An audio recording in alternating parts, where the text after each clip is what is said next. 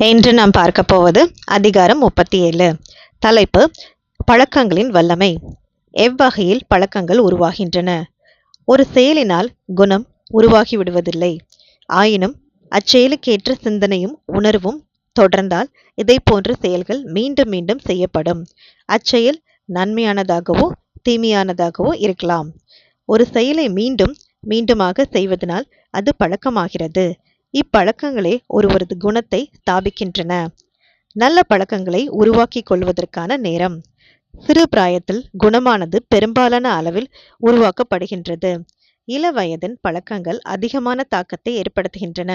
இயற்கையாகவே நம்மிடம் காணப்படும் திறன்களை விட இப்பழக்கங்களின் பாதிப்பு அதிகமாக இருக்கும். இவைகளே மனிதர்களை அறிவாற்றல் உயரமானவர்களாகவோ அல்லது குட்டையானவர்களாகவோ உருவகப்படுத்தும். விசேஷித்த திறமைகளும் தவறான பழக்கங்களினால் பலனிழந்து விடுகின்றன. எவ்வளவு சீக்கிரத்தில் ஒரு கேடான பழக்கம் உருவாக்கப்படுகிறதோ அந்த அளவிற்கு அப்பழக்கங்கள் அந்த நபரை கெட்டியாக பிடித்துவிடும். அப்பழக்கம் அந்த நபரை அடிமைப்படுத்தி ஆவிக்குரிய ஜீவத்தை அழித்துவிடும். நல்ல பழக்கங்கள் உருவாக்கப்பட்டிருந்தால் அவைகளின் வழியே வாழ்வும் அமையும். தேவனுக்கு பயந்து பயபக்தியுடன் நடந்து கொள்வோர் அப்பாடத்தை சிறு வயதிலே கற்றுக்கொண்டிருப்பார்கள். அநேக நபர்களின் அனுபவத்தில் இது உண்மையாக இருக்கிறது. உலகமானது பாவத்தின் முத்திரையை அவர்கள் மீது தரிப்பதற்கு முன்பாகவே இந்த அனுபவத்தை பெற்றிருப்பர். வயதில் முதிர்ந்தவர்கள் பொதுவாக கடினமான பாறையைப் போல் இருப்பார்கள். புதியவைகளை ஏற்றுக்கொள்ள மனதில்லாமல் இருப்பார்கள். வாலிபர்களின் தன்மை இப்படியாக இருப்பதில்லை. பழக்கங்கள் மாற்றப்படுவதில்லை. பிள்ளை பார்ப்பவைகளும் கேட்பவைகளும் இள மனதில் ஆழமான கோடுகளை வரைகின்றன. இக்கோடுகளை வாழ்க்கையின் எந்த அனுபவம் அழித்துவிட முடியாது. அறிவாற்றல் வளர்ந்து கொண்டிருக்கிற சமயம் இது. மனதின் நாட்டங்களும் பலமடைகின்றன. மீண்டும் மீண்டுமாக ஒரு செயல் செய்யப்படும் பொழுது அது பழக்கமாக மாறுகிறது. இப்பழக்கங்கள் மாற்றங்களை பெறலாம், ஆயினும் மறைவது கிடையாது. பழக்கங்கள் உருவான பின்பு குணத்தில் ஆழமாக பதிகின்றன. சூழ்நிலையின் நிமித்தமாகவும் தருணங்களின் வழியாகவும் அறிவாற்றல் உருவாகின்றது. ஒவ்வொரு நாளும் நல்ல குணங்களை உண்டு பண்ணுவோமாகில் இம்மானுவேலின் கொடியின் கீழாக பிள்ளைகளை வரிசைப்படுத்துவோம். இதை செய்ய தவறினால் இருளின் அரசனிடமாக அவர்களை சேர்க்கிறோம். நாம் எதை செய்ய போகிறோம்? விடாமுயற்சி அவசியம். நாம் ஒருமுறை செய்ததை மீண்டும் செய்வோம். சுய கட்டுப்பாடு, நல்ல பொருளாதாரம், பொறுமை, நாகரிகம், நல்ல பேச்சு போன்றவைகளை எளிதில் பழகிக்கொள்ள முடியாது. நம்மை நாமே கவனத்துடன் கண்காணித்துக் கொள்ள வேண்டும். குறைகளை மேற்கொள்வதை விட அவைகளுக்கு விழுந்து விடுவதே சுலபமானதாக இருக்கும். கிறிஸ்துவ குணங்கள் நமக்குள் பரிபூர்ணப்பட விடாமுயற்சி தேவை. தவறான பழக்கங்கள் மற்றவர்களையும் பாதிக்கின்றனர்.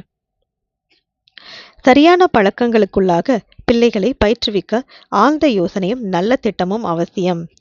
தேவனுக்கு பயப்படும் பெற்றோர்கள் நிச்சயமாக இதை செய்வார்கள். பிள்ளைகள் தங்களுக்கான தவறான நண்பர்களை தேர்ந்தெடுக்கும் அபாயத்திலிருந்து அவர்களை காத்து கொள்வதற்காக அவர்களுக்கான நண்பர்களை இந்த பெற்றோர்களை தேர்ந்தெடுப்பார்கள்.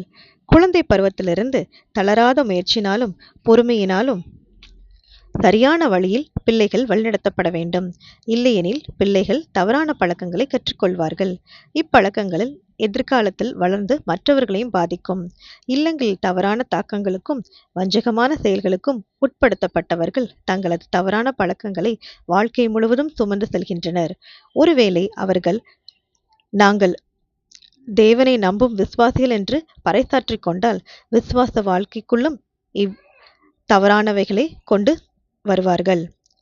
சவுல் ராஜா ஒரு தவறான உதாரணம். இஸ்ரவேலின் முதல் ராஜாவினுடைய சரித்திரம் ஒரு சோகமான உதாரணமாக நம் முன் இருக்கிறது.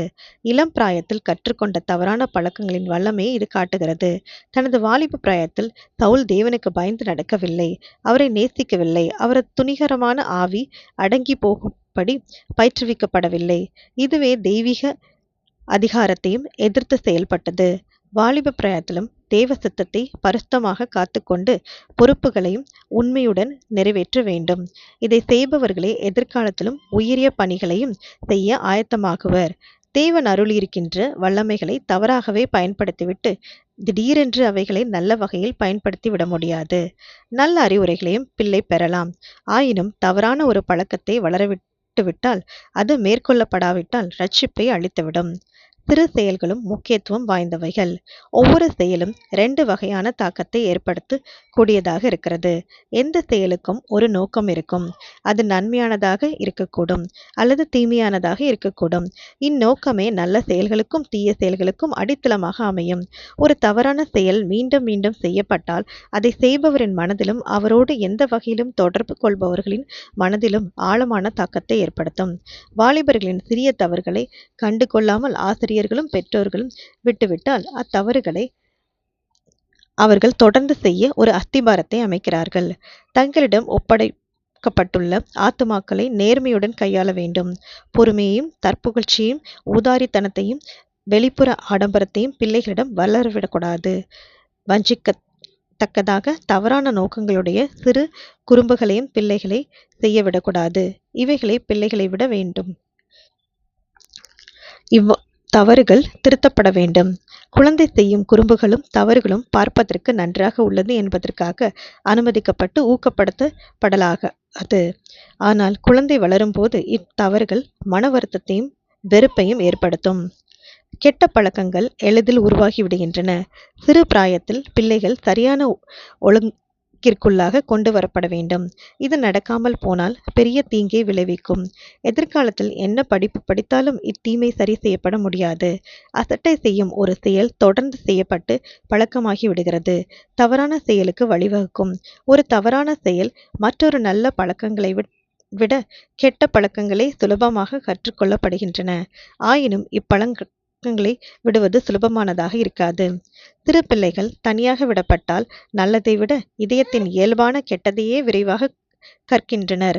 அவர்களின் இயல்பிற்கு கெட்ட பழக்கங்கள் இசைவாக அமைகின்றன. குழந்தை பருவத்தில் பார்க்கப்படுவைகளும் கேட்கப்படுவைகளும் மனதின் மேல் ஆழமான தாக்கத்தை ஏற்படுத்துகின்றன. வெற்றியையும் தோல்வியையும் பழக்கங்களை நிர்ணயிக்கின்றன. ஒவ்வொரு நபரையும் இந்த காலத்திற்கும் நித்தியத்திற்கும் பழக்கங்களை உருவாக்குகின்றன.